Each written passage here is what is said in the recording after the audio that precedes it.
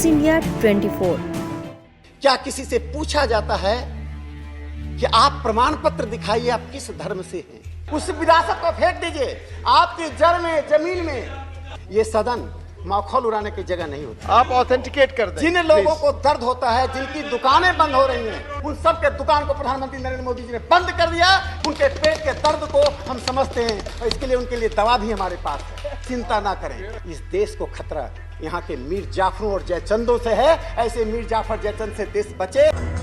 राज्यसभा में बीजेपी के सांसद राकेश सिन्हा ऐसे मुद्दे पर बोले जिस पर कांग्रेसी हमेशा राजनीति करते हैं।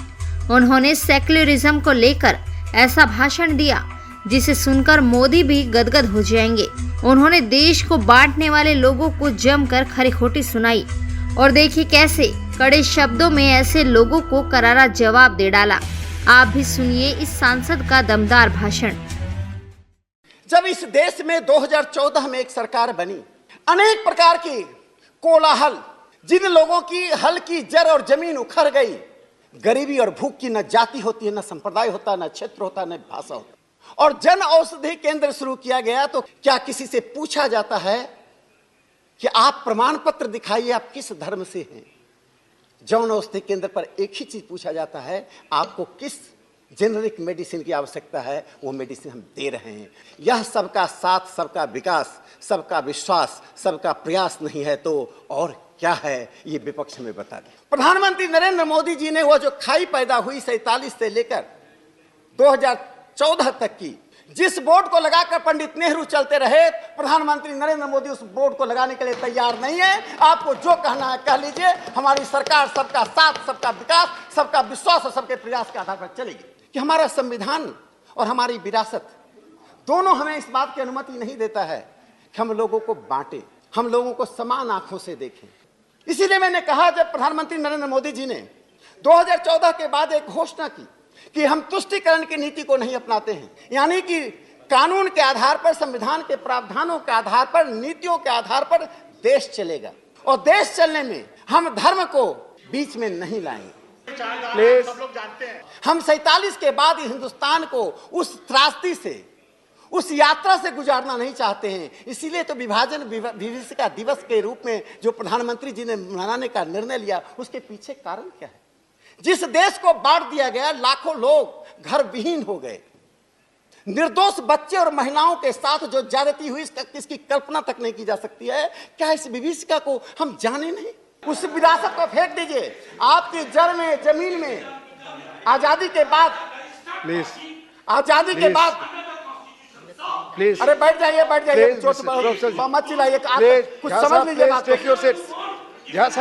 समझ लीजिए, आपस में बात नहीं कि एक दूसरे देश का प्रधानमंत्री हमारे देश के पॉलिटिकल पार्टी का नेतृत्व गठित करते हैं। इससे मैं कहना चाहता हूं, हिंदुस्तान को यदि आगे बढ़ना है तो जिस मंत्र को प्रधानमंत्री नरेंद्र मोदी जी ने दिया, वह मंत्र सिर्फ हिंदुस्तान के लिए नहीं है, वह मंत्र दुनिया के सभी देशों का है। जिन देशों में नस्लवाद है, जिन देशों में रंग भेद है, अपार्थाइड है, जिन देशों में ब्लैक एंड व्हाइट डिवीजन है, ये सदन माखौल उड़ाने की जगह नहीं होती। हम अल्पसंख्यक बहुसंख्यक विभाजन को नहीं मानते हैं।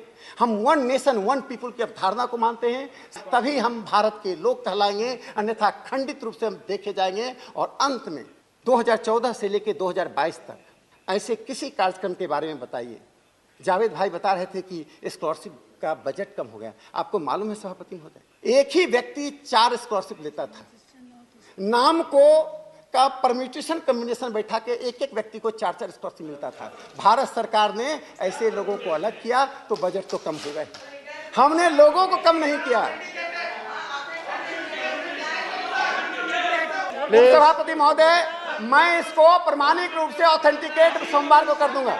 आप ऑथेंटिकेट कर दें। जिन लोगों को दर्द होता है, जिनकी दुकानें बंद हो रही हैं, प्रधानमंत्री नरेंद्र मोदी जी की कल्याणकारी योजनाओं से, जो समाजवाद के नाम पर महलों में रहकर समाजवाद का नाम लेते थे, विलासिता का जीवन देकर समाजवाद का नाम लेते थे, जो एनजीओ चलाकर इस देश में समाजवादी बनते थे, उन सब के दुकान को प्रधानमंत्री नरेंद्र मोदी जी ने बंद कर दिया। तो देश में हो, विदेश में हो, उनके पेट के दर्द को हम समझते हैं और इसके लिए उनके लिए दवा भी हमारे पास है। चिंता ना करें। इस देश को खतरा बाहर की ताकतों से नहीं है, आने वाले समय में इस देश की संप्रभुता को खतरा यहाँ के मीर जाफरों और जयचंदों से है। ऐसे मीर जाफर जयचंद से देश बचे, देश सही रास्ते पर चले। प्रधानमंत्री नरेंद्र मोदी जी के साथ आप खड़े होइए, जनता में आपका विश्वास बढ़ेगा, आपकी विश्वसनीयता बढ़ेगी तो आपका अस्तित्व भी थोड़ा जमेगा। जितना आप विरोध करेंगे आपका अस्तित्व मिटता जाएगा। मिटते हुए अस्तित्व को यदि आप नहीं देख पा रहे हैं तो इसमें मैं कुछ नहीं कर सकता हूं। धन्यवाद। देखना चाहते हैं ट्रेंडिंग न्यूज तो न्यूज इंडिया 24 को सब्सक्राइब कीजिए और बेल आइकन दबाना ना भूलें, क्योंकि हम आपके लिए लेकर आते हैं देश के सभी ट्रेंडिंग मुद्दे